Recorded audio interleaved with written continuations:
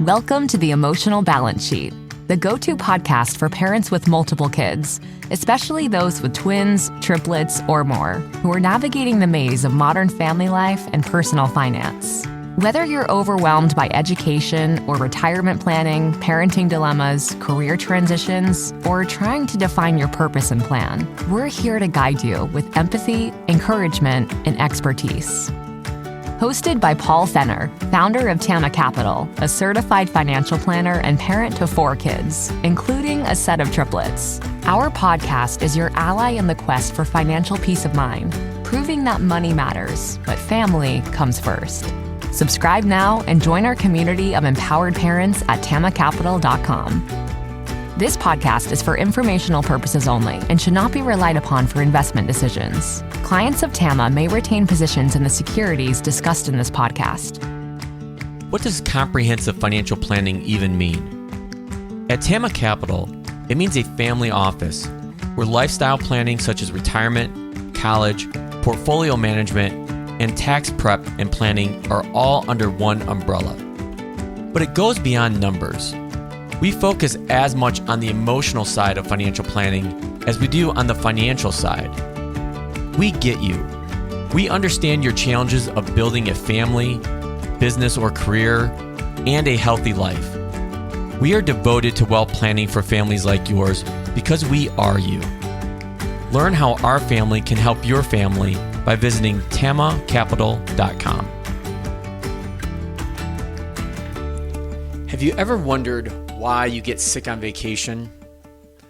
I share my all-too-relatable experience of getting sick on my recent anniversary trip across Italy, Greece, and Turkey with our resident therapist, Dr. Jennifer Dragonette.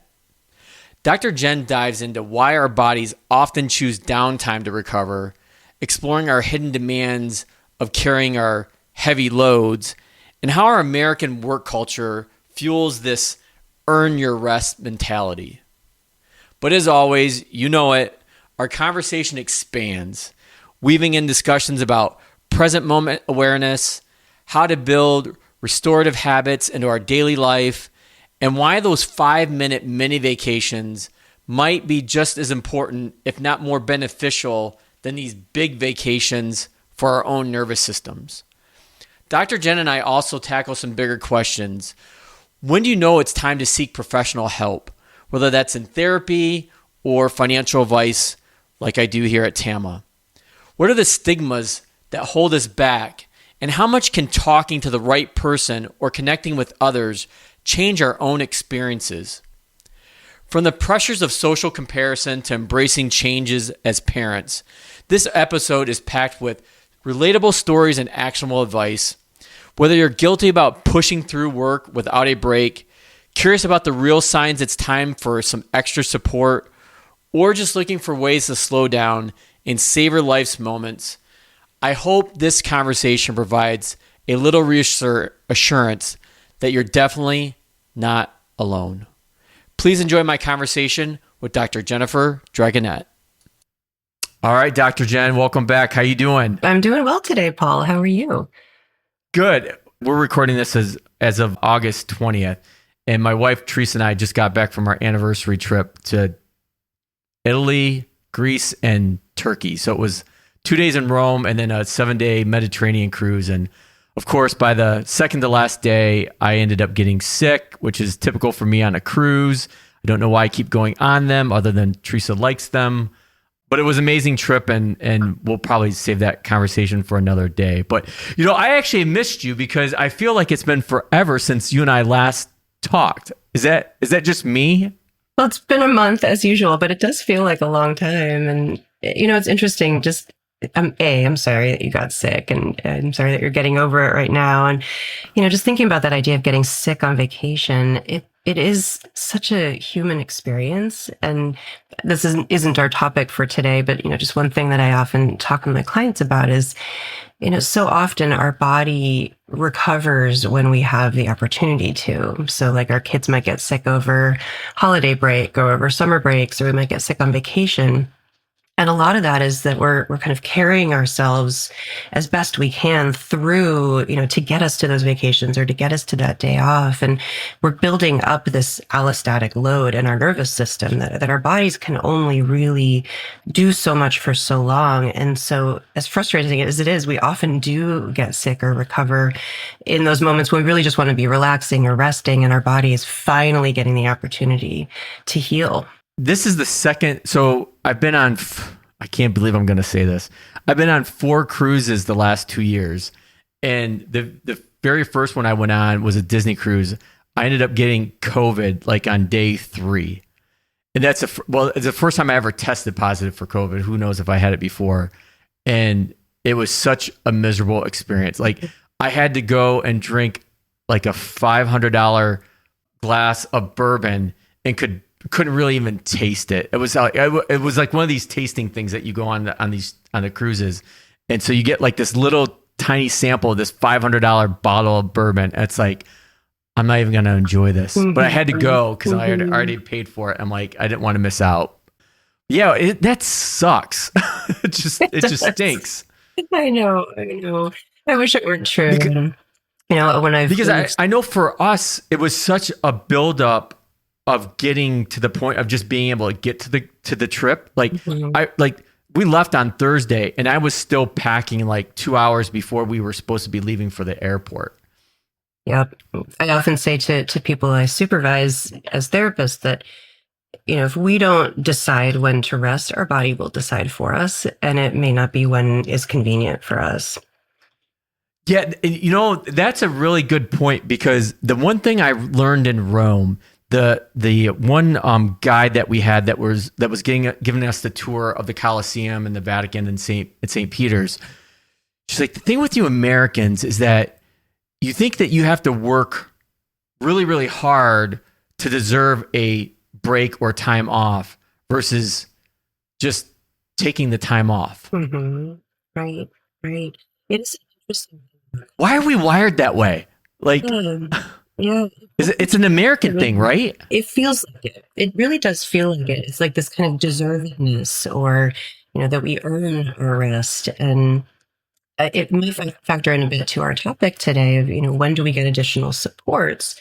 Because I do think that we have this, it's double-edged. There's a work ethic that many of us have. That hard work is good. And if we're good at something, if we're having an impact, we should do more of it. And we can put ourselves last. And we're not actually serving people as well as we think we are when we're not taking good care of ourselves. So I'm glad that this trope is, more well known, that idea of putting on your own oxygen mask first. We talk about that, but we don't do that particularly well. So I'm glad it's part of our conversation. And I'm hoping that, you and I and all the people listening can remember this, because I do it too. Let me just squeeze in a couple more patients, or let me just work another day because I can. And we can for a period of time, and then we can't. And so I think it's a real skill to be able to really watch our internal experience and see when we're starting to get to that point where we need a break, rather than that binary sense of it's too late. I'm over that line. Now I'm going to get sick, or now I'm going to shut down or have to take days off.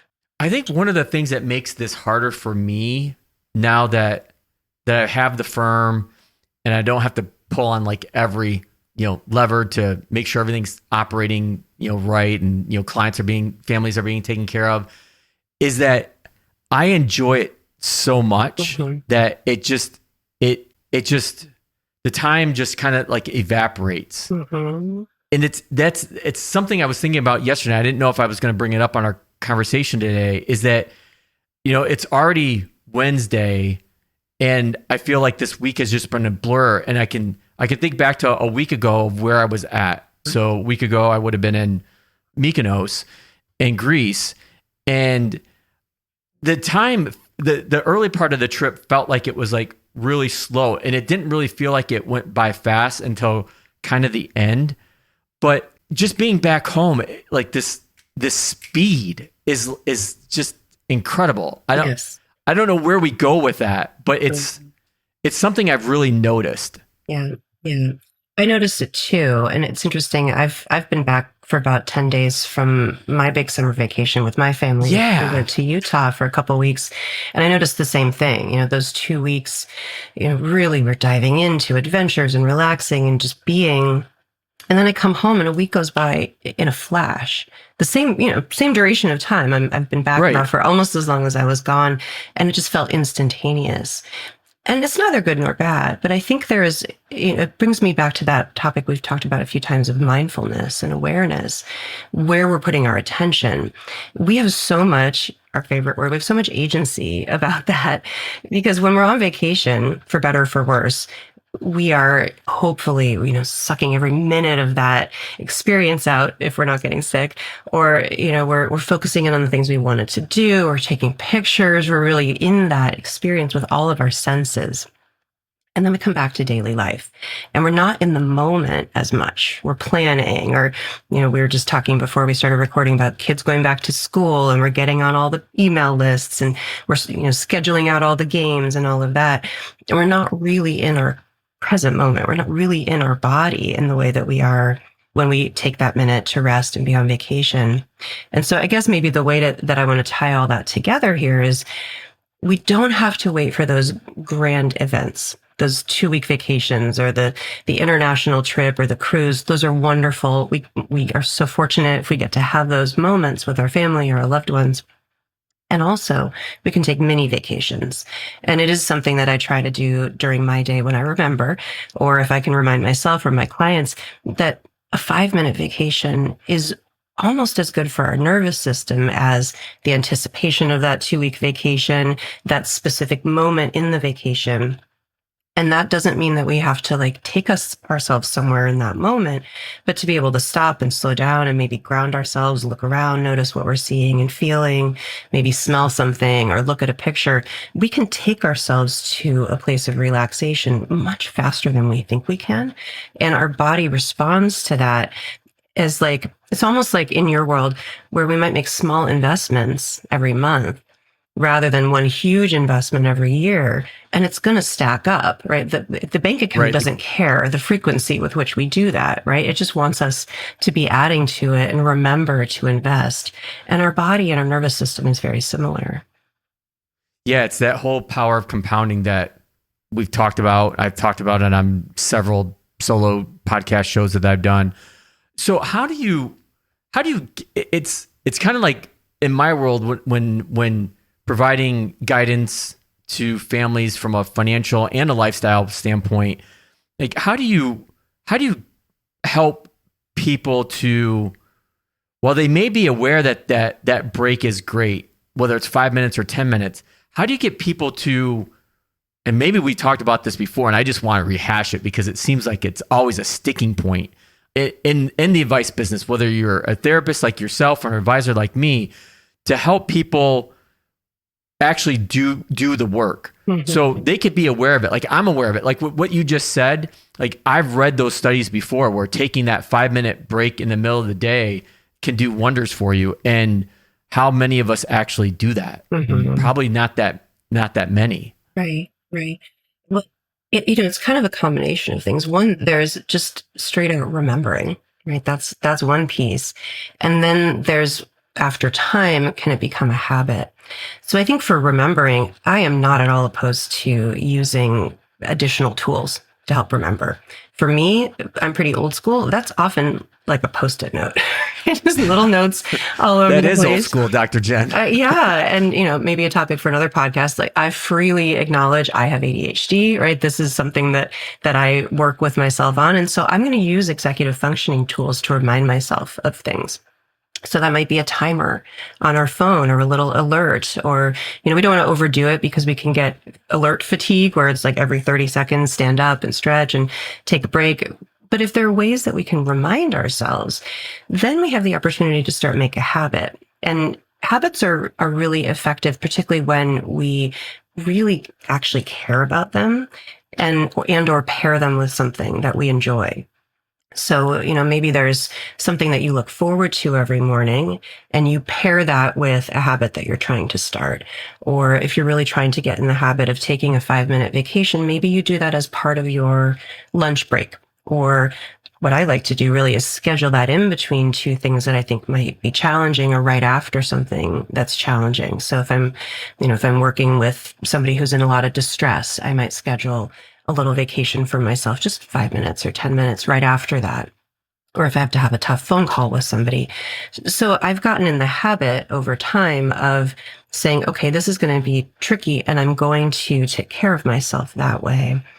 And just because I know we've talked about this on the podcast, it also makes me think of some of our sports psychology, or like with my rock climbing.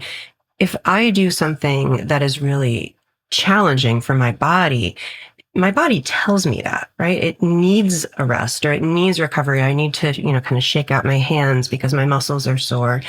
And so it's kind of like that mental equivalent of that. We're like kind of shaking out our minds, or shaking out our nervous system, like, whew, that was a lot. And so we can also develop a habit of internally sensing what's happening.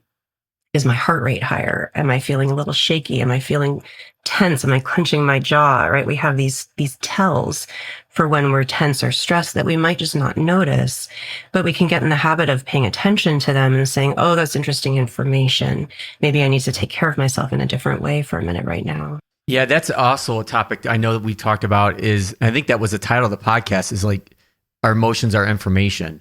And it's both mentally and physically. Yeah. I know the habit stacking is pretty popular by James Clear. I know Katie Milkman, another behavioral scientist out of Wharton, Pennsylvania, has done that. I've read that in her book, where like if you're working out, that's like your only time that you can watch like Netflix or listen to a podcast and something like that, and it really sticks. Mm-hmm. I have like several questions in my mind, so I'm going to go really off track, because I remember your vacation, and one of the things that you were trying to hold yourself accountable for was not to burn your boys out, and they were going to limit you to like how many activities you could do a day. How did that go? They got what they wanted. It was really great. And so did I, actually. You're right. So if anybody didn't hear that episode yet, I typically travel with my family to Utah for a couple weeks every summer for many reasons. It's just a beautiful place. There's rock climbing. There's adventures there. We're fortunate to have a beautiful place to stay there. And a couple years ago, my boys said, Mom, can we have only one adventure per day? And I didn't realize that I was kind of holding them on my schedule, where I want to just be out all day and adventuring because I can, right? That's my time to do that. So we really did that this year, and have for the past couple of years, where, every day or two we'd go out for a morning adventure, and then we'd come back and they could chill and they could do their thing and be the adolescent boys that they are. And it was great. I felt, my husband said it was actually his favorite time that we've been there. And I think that was a big piece of it, is that all of us were doing our own thing. I had some friends come and visit me so I could get my adventure itch scratched, and the boys could just hang out and go get donuts and relax. And it was great. Now, do your boys climb as well? They do. They're not quite as into it as I am, but they will go with me. And my older one in particular is really into the idea of climbing with the adults right now. And he says he'll climb anything I will. So I put him to the test. All right. Interesting. And then for those of you that keep up with every episode that Dr. Jenna and I do, Scotty Scheffler won again on the tour. So I don't think winning is getting old for him, but as we know, it doesn't really impact Scotty that much. So I just thought I'd point that out. And a little bit behind the scenes, like sometimes, like before we hit record, Dr. Jenna will have like conversations before we hit the record button. But honestly, we are literally deciding what we're going to talk about like just seconds before we hit record. And so I'm like looking at the clock, and we're like 16 minutes into this conversation, and we're nowhere near like the topic that we wanted to pick out to talk about today, which I think all aligns to what we've been talking about, is kind of this awareness that you have with things that you want to do, but you're still afraid to take that first step, and you know that you need professional help, whether it's working with a therapist such as yourself or an advisor like me. Is how does one really go about, making that decision finally? Like, what's the straw that the proverbial straw that breaks the camel's back? Yeah, it's a really great question, and I appreciate having the opportunity to really talk about that. So the question that we're thinking about today is, when would someone seek therapy? When would someone seek out a financial advisor? And when do we need more support? When would we benefit from more support? And obviously it's a very personal question, and there are also resources involved. Neither of us do our work for free. So, people have to have the resources to be able to do the kind of work that we're talking about. But it's not always as high a barrier as people think it is. There are many, many ways to access therapeutic support, and, private practice, private pay is one of them, but many people can access therapy through their insurance provider, or, talk with their doctor and get referrals for low cost or even no cost services. There's a huge array of therapy. But when we kind of pull back and just think about therapy in general, psychotherapy, going to see a therapist one-on-one, the way that many people see me, there are a lot of reasons that people decide to come to therapy. And, so I'll tell you just some of the things that people tell me when I have my initial consultation call with them. The number one thing I hear from people is, I've been meaning to do this for a long time. And, finally, yes, it seems like I hear that time. Too. Yeah. And usually I ask that. I say, why now? What made you decide to reach out now? Because I know it's not an easy call to make to either of us, right? It's not, people don't wake up saying like, oh, I finally get to go and, see an advisor. I finally get to go see a therapist. It's like, all right, it's time, right? And so usually what I notice is that something has happened in somebody's life where they feel like it's kind of beyond their expertise. They're dealing with an interpersonal challenge. That's probably the main reason that people decide to come to therapy, is there's some interpersonal challenge that's gotten to them, whether it's a relationship piece, or they're struggling with something at work, or with a friend, or as a parent, or with their own parents. Or they might be noticing that they have symptoms of some mental health condition. And I deliberately say symptoms because we don't have to have a DSM diagnosis to benefit from therapy. And if that term isn't familiar to any of the listeners. Yeah, I was going to say, if you can explain that. Mm-hmm. So DSM stands for the Diagnostic and Statistical Manual. It's basically the diagnostic Bible, so to speak, of therapists and psychiatrists. It's what we look in, and we get all this training in it to be able to diagnose somebody, to say, oh, you have major depressive disorder, or you have generalized anxiety disorder, or you have schizophrenia, or, whatever it is that somebody might be coming in with. And it's a good manual. It's not perfect. We're on our 5th revision now over many, many years. And if you look back over, the decades of changes, our diagnoses have changed a lot over the past, 50, 60, 70 years. So it's not set in stone. And I mention that because, sometimes that's the hesitation that people have with coming to therapy. I don't know if I really have a diagnosis, or I don't know if I really meet criteria, or if I need it as much as somebody else does. And my response is often that, there's no blood test for depression. There's no blood test for anxiety, but we know it when we feel it. And those diagnostic criteria, it's, do you have 7 of these 9 things? Or do you have, 3 categories of these 6 things? I'm not anti-diagnosis, but in some ways it doesn't matter in terms of the talk therapy, and in terms of, the way that I see people and the way that I approach the work. So more than I have this diagnosis, usually it's like, this isn't working. My approach to my life isn't working in the way that I want it to. Or people might realize that, they're trying to break some generational patterns. A lot of the people that I work with, and I'm curious if you notice this too, I often refer to them as the cycle breakers, that they, for whatever reason, are the first generation in their family to really see the dynamics as clearly as they do, to see, perhaps with compassion, or perhaps not with compassion. Wow, maybe my parents were limited, or they did the best they could, but they didn't get the modeling that they needed. And we can kind of track the generations. And then it kind of comes to the person sitting in front of me, like, I don't want to do that. I don't want my kids to be sitting in therapy talking about the same things, or I don't want to be the kind of parent that I experienced, right? Even if my parent was a wonderful person, I want to do better. Or I've been walking around my whole life with this and it stops now. I don't want to have these worries or this weight or whatever it is that's kind of, carrying around on my shoulders, that I want some help with that. I want some tips or tools or guidance. And so what people are often asking me for is kind of an array of things. Sometimes they really want specific skills or tips, things to try, homework assignments or things to write about. Fantastic, right? Therapy can do that. Some people have no interest in that. They really want a witness to their process of being able to talk about maybe the traumas that they've experienced. A huge piece of what I do, and I imagine this is probably true for you, is psychoeducation or just education in general. A lot of my work is essentially reassuring people you're normal, you're not broken. Yeah. This is exactly what human bodies do. This is what the nervous system does. And it's not people who are unintelligent, right? These are smart people. They may be top of their field, but we aren't born with expertise about how our bodies work and our brains work and our nervous systems work.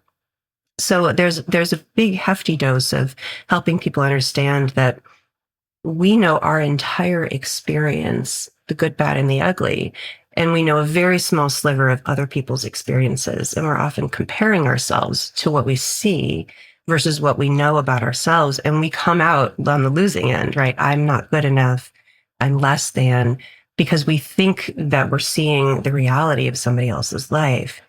And I'm in such a privileged position to be able to see the reality of so many people's lives and be able to say wholeheartedly, you're not alone, right? This is a human experience. Yeah, no, I would confer a lot of the things that you just touched on. And I kind of attribute those back to these, I think, overriding fears that people have, like that there's this stigmatism, if you will, I don't know if that's the right word, about coming to work with somebody like you or somebody like me that they're less than. And I don't see that at all. And like you, I've got, this very critical front row seat to people's personal lives, both financial and emotional and lifestyle. And I think that's like another fear that I think people have, is like finding out that they're going to be further behind than they thought, or they haven't started, so they don't necessarily know where to turn. And I think that's one of the reasons why I think like 78% of the families I work with have come to me either through knowing me personally and what I do, or through an existing family that I work with.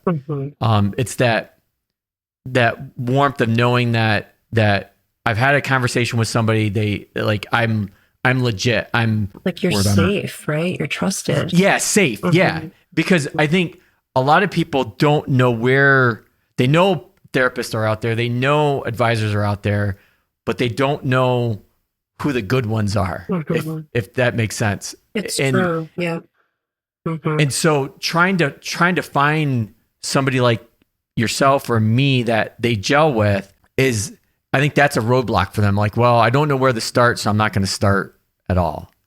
But going back to one of the other things that you mentioned too, is off the top of my head, I would say the vast majority, so probably like 80% of the 60 plus families I work with are probably first time families, meaning they've never worked with an advisor before. And the interesting thing about, and I don't know if I mentioned this before about Tama, is how generational it has become. Meaning I work with families that are in our life stage right now. So we have, kids that are growing, developing, but I also have families that are a little bit older that have kids that have come through high school, that have come through college, that are now working. So I'm working with them. And I'm also working with, our parents, like the grandparents, if you will. And it's become this whole intergenerational community, if you will, that I would have never thought of that way when I first started building the firm. Yeah. But I have to say, it's amazing. It's amazing on so many different levels to be able to see kids grow up and to be able to support families, like when they get into the retirement years and not know where to turn to. And it's very rewarding. It kind of goes back to what I was mentioning earlier. It's easy to love what I do. Even on my worst day at Tama is better than my best day I ever had in my corporate career. Yeah, I really agree. And, that I think that is another area of overlap.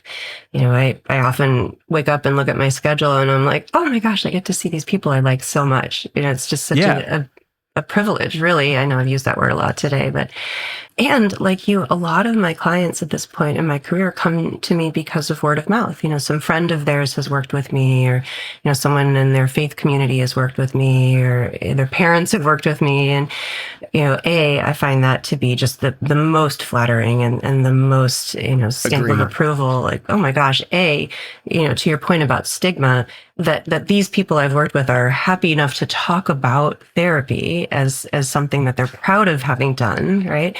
Right. And then to recommend it to people they love, and then to recommend that they work with me. It all just, it feels like such a beautiful snowball. There are, just to wrap up on that topic of when to seek therapy, what I was mentioning earlier is kind of the optional times to seek therapy. And I don't mean optional like it may not be important. I'm obviously biased, but I think it's all important. I think it's all really good work. There are times that I think people really need to seek therapy.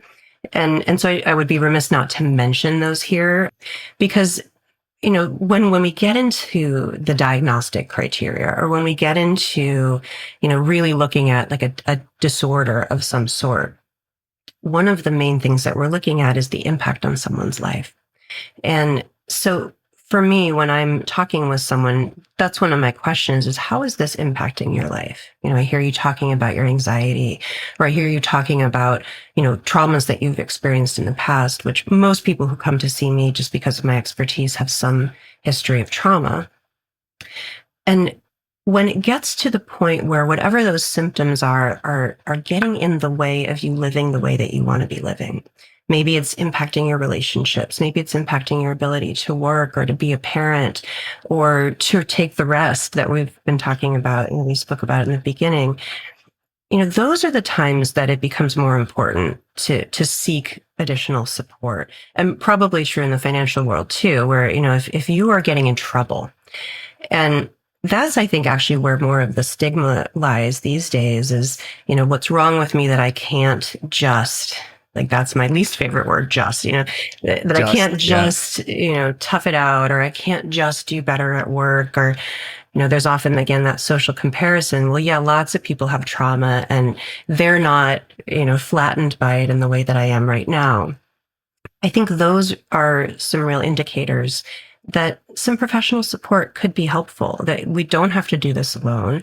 You don't need to be suffering in the way that you are. Or, sometimes it's feedback from other people in our world, like, hey, Jen, you are not making it through this in the way that you think you are, or you're not yourself, or I miss you. I haven't really felt you in the room for a long time. And then, to the extreme, I really want people seeking treatment if they're having thoughts about hurting themselves or not wanting to be alive. And I know that might seem obvious, but it's not always. And that doesn't scare us. So I want to be really clear. Therapists can have those conversations. I can talk with someone about self-harm without freaking out. I can talk with someone, we all can talk with someone about suicidal thoughts without freaking out. And actually, it's normal to have thoughts about that. But does it get beyond that, right? Are you having thoughts of really doing something? Are you having thoughts about really hurting somebody else? That's when it starts to be not optional, that we really need that additional support. And what I see so frequently is that that's a very brief moment in time for most people, that level of crisis, or like anger, that's another thing that people often reach out, like, my anger is out of control. I'm yelling at my kids, or I'm yelling at strangers. Like, those are blips in our life if we're careful. If we get into some support, some treatment, learn some skills, or just even hear ourselves talking about it out loud, that doesn't have to be a pattern that gets established. It doesn't have to stick around, but it will tell us that it should. And, so sometimes we can get stuck in that, like, depressive cycle where everything we see is through the lens of depression, let's say, and feelings love themselves. They want to stick around. And so depression in particular is one of those emotions that it will try to convince you that it's always been that way and that it's never going to change. And that is such a fallacy. It's not true. But sometimes we can't see that in the moment. Yeah, I was just going to say that's the thing with depression is it's hard to see that it's not forever or hasn't been forever. Right. So, I think part of my role and again, probably part of your role on the financial side is to be able to take that bird's eye view and to be able to hold both the hope that I know this doesn't have to last forever and the history. I've known you before this, or, I can remember a time, or you've told me about times when this wasn't part of you. So I know that's not true, right? And we don't want to invalidate the experience. It feels like it's true. And what are we gaining by believing the depression here, right? Can we take a different outlook? Maybe there's behavioral activation to try. Maybe there's medications to try, or maybe there's collateral support to pull in. Maybe it's just being in the presence of someone like me or you who can witness this and not reject them, not push away, which is what depression tells you is going to happen. So there's a real corrective emotional experience in therapy that's not just about learning skills. It's also about being witnessed by someone and still being deemed acceptable. One of the things that you had mentioned that I hadn't really even thought about, I think about social comparison a lot, which is one of the reasons why I, killed my Facebook and Instagram accounts last year. And I'm so happy that I did it. Is like when I think of social comparison that way, I always automatically go to like the numbers. Cause that's what people ask me. Like, well, I see these people like going on vacations and doing all these different things. Like, how do they afford to do that? But you just made me think about there's an emotional, there's an emotional component to that, just like there's a financial component. Yeah, there really is. And social media is actually usually the example that I use for that because we know how curated that is. Like we know it. Yes. It's logically. Everybody's highlight reel. Totally. Like, and I've been living it the last week because like Teresa's been posting like every day, like she would post like what we did and pictures and things like that. And while it's cool in the back of my mind thinking like, do I really want you to do that, Teresa? Like, is it like, are we like showboating? Like that kind of stuck with me. And I'm like, well, I don't tell her what to do when it comes to things like that. So like, but it's something that she's proud of too, because I know how hard that we have worked both emotionally and financially to be able to get to a point like this, to be able to go on a trip like this. Hell, it was like, we've been planning this thing for almost 10 years. So our wedding anniversary is in October and it'll be 19 years. And we had been planning it since our 10-year anniversary that we've never done anything like this before. Mm-hmm. Yeah.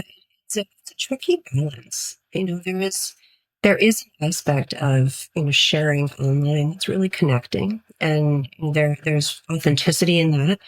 Sometimes I run into someone I haven't seen in months, and they'll say, "Oh, I love watching your adventures," or "I love seeing your boys grow up," and that's real, right? That's happening. Yes. Yeah.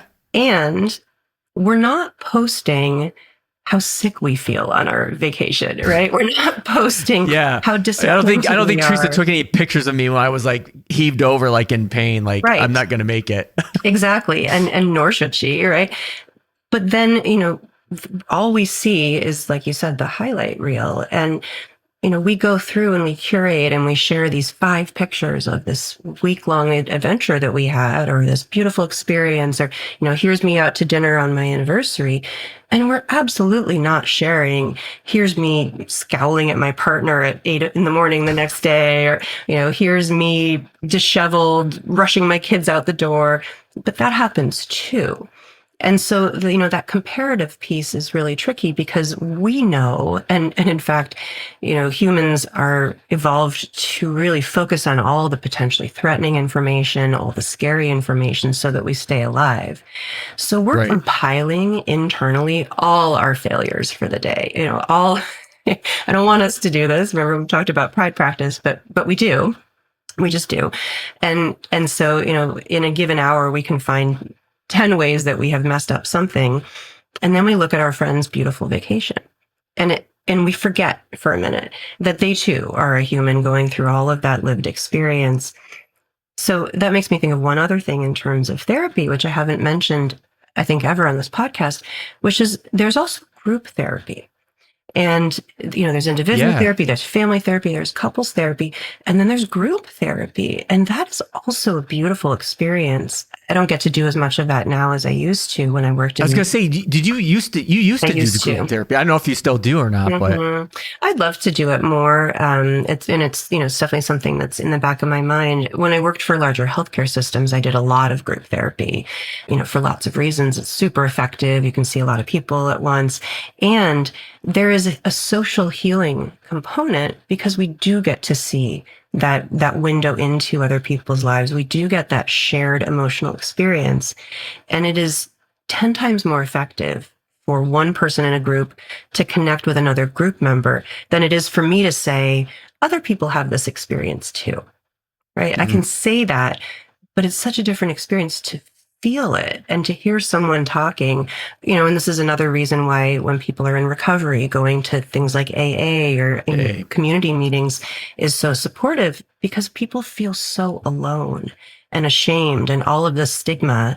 We haven't even mentioned addictions, but that's another great reason to come into therapy. If there's a behavior that you're doing that isn't serving you, but you really can't stop, and looking around a room and seeing 50 other people who are dealing with the same thing, or 2 other people who are dealing with the same thing, we can get so hard on ourselves and we internalize all that stigma.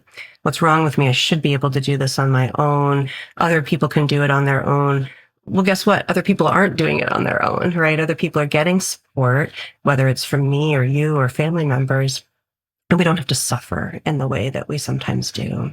That's a really interesting point, because I've been trying to figure out for years now, as the Tama tribe has grown, is putting people that maybe have gone through some life transitions, like, kids going away to college, and what an emotional, transition and journey that can be.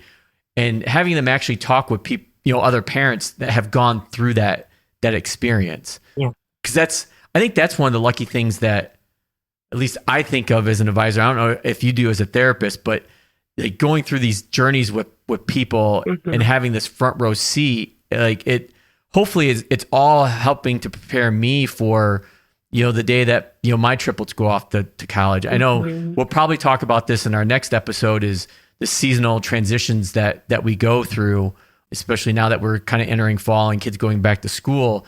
And I just think of it. I mean, I think you don't think of like the first year or freshman year of high school being that big of a journey or a transition, but I'm finding that it is. Yeah. And, I just have all these families that I've worked with for the last 20 years in my mind saying, just hold on, because these next 4 years are going to go, like we talk about where does time go early in this conversation. I feel like we've hit so many topics today, but it's going to go by so fast. It is going to go by so fast.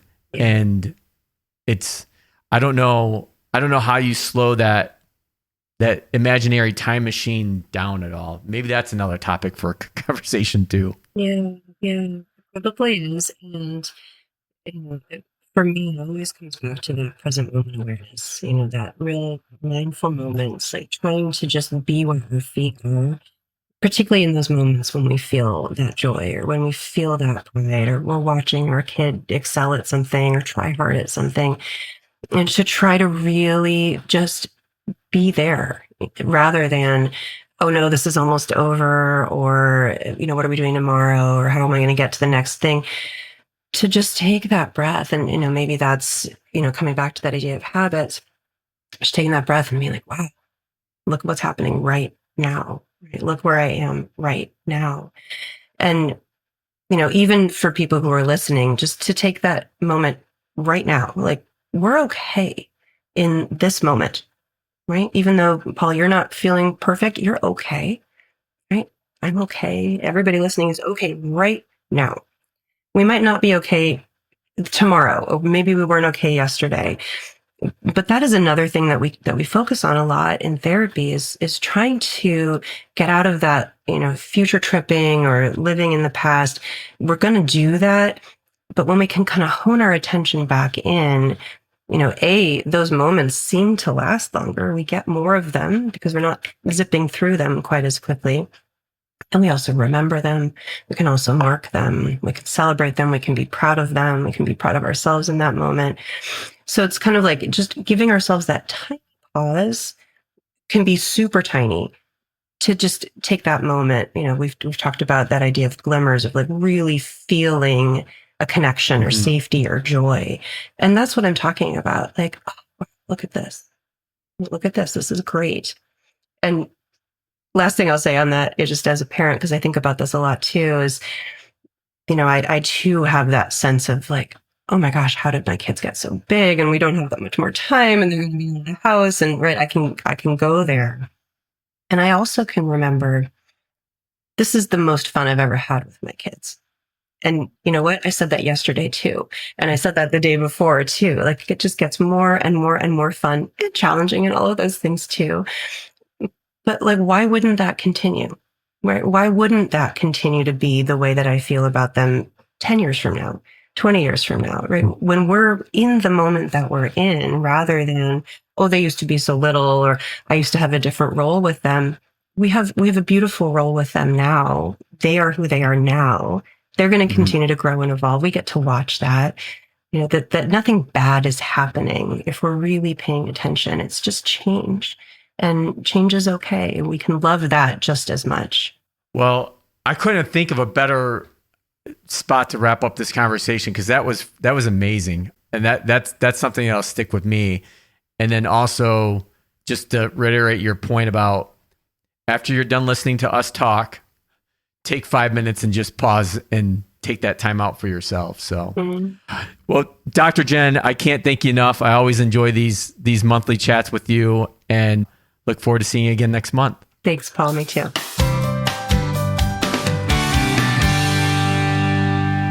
I'm not quite sure how many topics we covered in this conversation today with Dr. Jen, but it was a lot.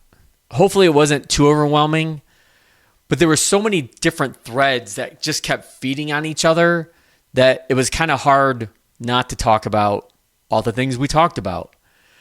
But I think the one thing that stood out for me is this notion that, and there's a lot of research backed on this that I've read over the years, and I need to find those sources and provide those to you all, of this 5-minute vacation impacts and how taking just 5 minutes to sit and do nothing, whether you call it meditation, catching your breath, whatever it may be, can be just as powerful as taking a 7-day Mediterranean cruise like I just did.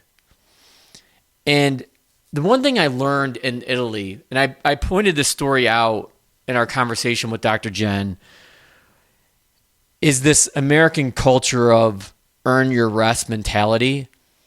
And that'll probably be one of the highlights of this trip. And I hope that I can continue to carry that with me so I just can become more aware of taking those 5-minute breathers when I need to.